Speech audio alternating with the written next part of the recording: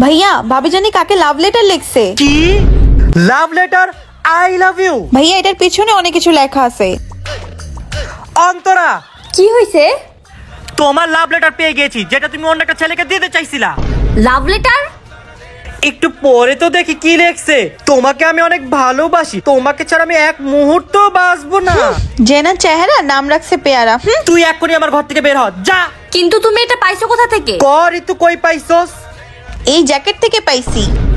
পাইছ প্রমাণ? যা এক্ষুনি বের হ।